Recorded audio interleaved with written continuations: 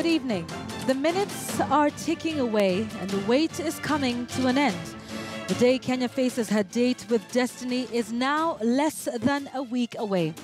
But just 6 days to the much-awaited general election, questions over ballot papers, election technology and the preparedness of the IEBC is haunting the election referee. And in the middle of it all, a mysterious murder of a top election official is under investigation. That's right, Yvonne. And the questions are piling up. And who killed Chris Msando and why? Will his death impact next Tuesday's poll? And how best can the IEBC manage the next few days in the run-up to August 8th? The experts, the pundits, and the observers will be right here on our Election HQ Super Panel to help dissect all the intrigues of this election.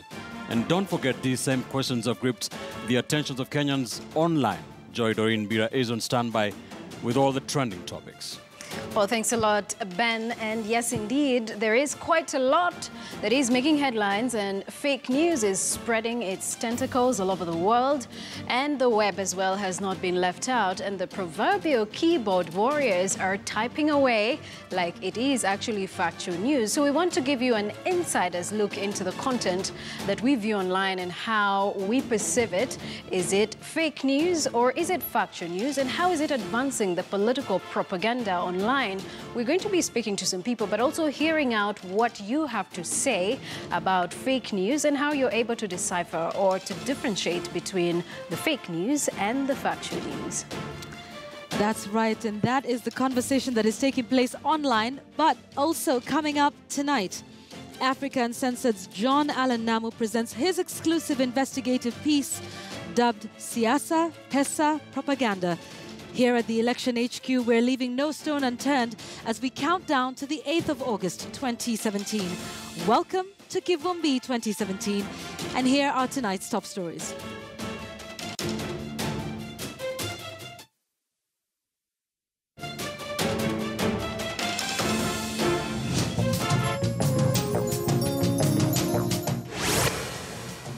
Police released details on Msando's last movements as civil society holds demo demanding justice for murdered official.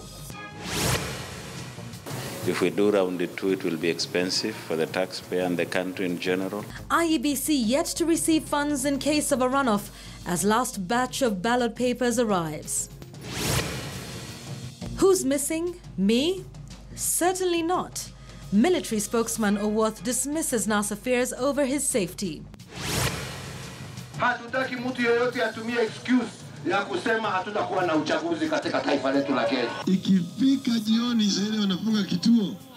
Vijana msiende nyumbani. And Jubilee campaigns in Western and the North Rift as NASA takes its vote hunt to Kisii County.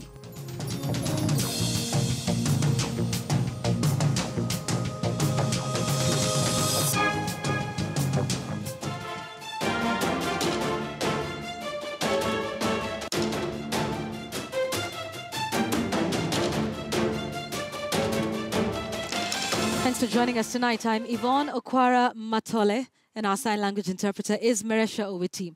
So let's begin our bulletin tonight with the very latest in the ongoing probe into the murder of IEBC ICT manager Chris Msando. The Inspector General of Police has, in a statement issued today on his behalf by police spokesman George Kinoti, outlined the last movements of Msando on Friday night from an establishment in the Nairobi CBD through Uhuru Highway, Bunyala, and later Mombasa Road. The IG also revealed that Msando reported a threat on his life in December last year at the Central Police Station in Nairobi, but did not follow it up with the DCIO Central as advised. A dark cloud hovers over the mysterious murder of IEBC's ICT manager Chris Msando as Kenyans desperately seek answers on what led to his death. And now, the National Super Alliance's top brass is welcoming the US and UK's offer of support in resolving the case. NASA urges speedy acceptance of the US and UK offer to assist in investigating Chris Msando's killing. NASA has questioned the ability of local investigative agencies to conclude the murder probe. But Kenyans have little faith in our Directorate of Criminal Investigation's resolve to identify, pursue, and bring the killers to book, as well as those who directed them to justice. Kenya's recent history is replete with too many unresolved probes into politically motivated killings. President Uhuru Kenyatta, while campaigning in Uasin Gishu County, condoled with Msando's family. Tuwasema pole kwa wale ule amepoteza maisha yake juzi. Na tunasema kwa polisi, wafanye haraka kumaliza upelelezi wao ndio tujue ni nini. Na wahakikishe ya kwamba tuwataka wote wapatiwe ulinzi wa kutosha, kwa sababu hatutaki mtu yeyote aumie, hatutaki mtu yeyote atumie excuse ya kusema hatutakuwa na uchaguzi katika taifa letu la Kenya. A statement from his office also sent a condolence message to the family of Carol Ngumbu, the 21-year-old woman who was with Msando on the night he went missing. Her body was also discovered at the city mortuary. Her relatives in Gashie are still struggling to come to terms with her death. The president's remarks came hours after NASA criticized him and his deputy on their silence over the murder. We want to express our horror that our own President Uhuru Kenyatta, Deputy President William Ruto, or the Attorney General, Githu Muigai, have not uttered a word of condemnation of this heinous crime. Several civil society groups, including Kenya Human Rights Commission, Inuka Sasa and Transparency International Kenya, staged demonstrations calling for justice. We are here in part to stand in solidarity with the family, with the IEBC, and also to ask for the government to expedite the investigations so that we can go forward into the elections.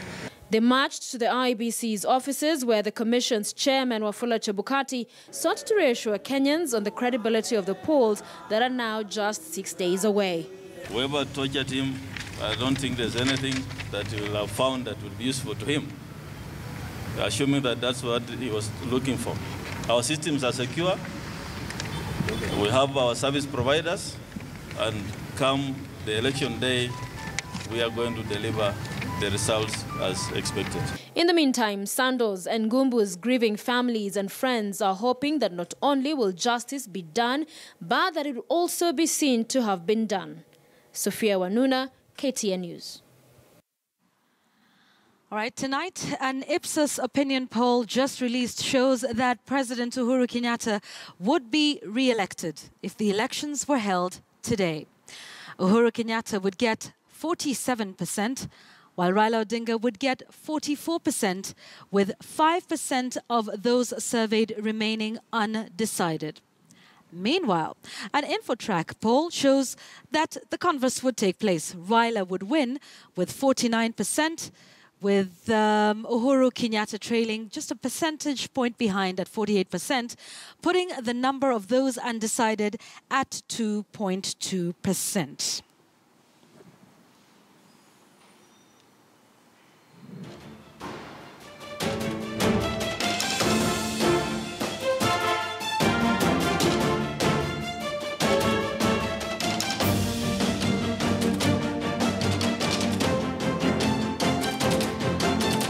So those are the pictures. Let's just go through that one more time right here. The information that's coming in on our super wall. Yep. So let's take a look at the Ipsos national tally, putting President Uhuru Kenyatta ahead with 47% of those who were polled against Raila's 44%.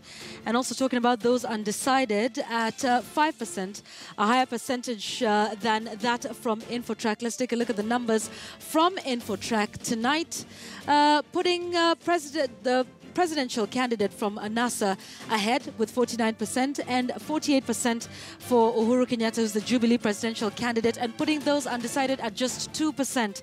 So, of course, this is a big conversation that's happening in the country at the moment. Remember Ben Kitili will be speaking about these polls a little later on with his panel. He's coming in at 10%. Just who to believe? Are the polls scientific? And indeed, what projections can this give for the election that's now just under a week away? So those are the latest polls. Remember, today is the final day for the polls according to the law governing opinion polling in this country. So those are the final numbers coming in from opinion pollsters tonight. Ben Kitili will be speaking more on that with his panel. That's coming up at 10 p.m, so you want to stay tuned for that. Now, as the IEBC finalizes preparations for next week's general election, KTN News can reveal that the Commission does not have adequate resources to execute a runoff in the presidential election should the need arise. IEBC Commissioner Paul Kurgat has disclosed that Parliament did not allocate money for a runoff and says should there be need for a second round of voting, then there could be a crisis since the 11th Parliament is no longer in place. For the last time, Sharjah Airport was once again busy as Al Ghurair printing and publishing firm loaded the final batch of presidential ballot papers. This was the last consignment it was shipping. Few minutes after 3 o'clock, the Etihad Airlines was airborne, ferrying 161 pallets of the presidential ballot papers to Nairobi for the remaining 17 counties. Be that as it may, details have emerged that should there be a runoff in the presidential election, IEBC will be in dilemma for lack of funds since Parliament failed to allocate a budget for the same. Let me not tell you that because you know that Parliament is not very active on this. So we'll need Parliament again to ask for money. So let's not go there. Yeah, because it will be expensive. It seems that IEBC has fingers crossed that a clear winner emerges in round one. We want to do this on round one. If we do round two, it will be expensive for the taxpayer and the country in general.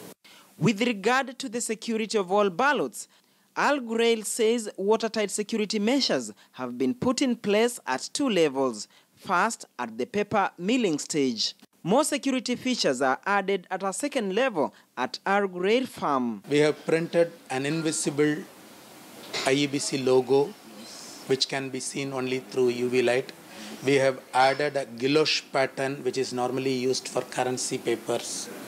And we have printed anti-copy patterns, which will reflect copy when you take a photocopy.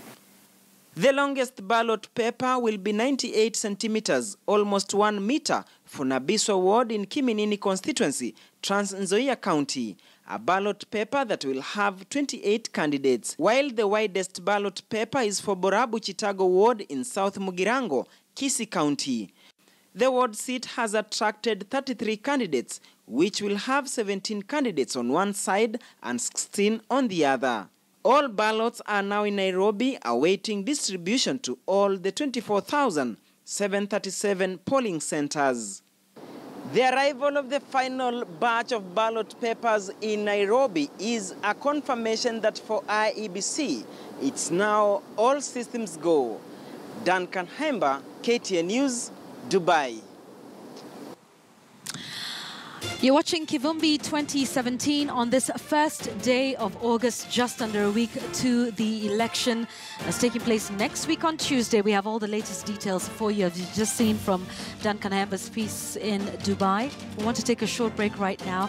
We have more news when we return, plus that investigative piece, Siasa, Pesa, Propaganda by John Alanam is also on the way. You don't want to miss it. We'll see you on the other side of this break.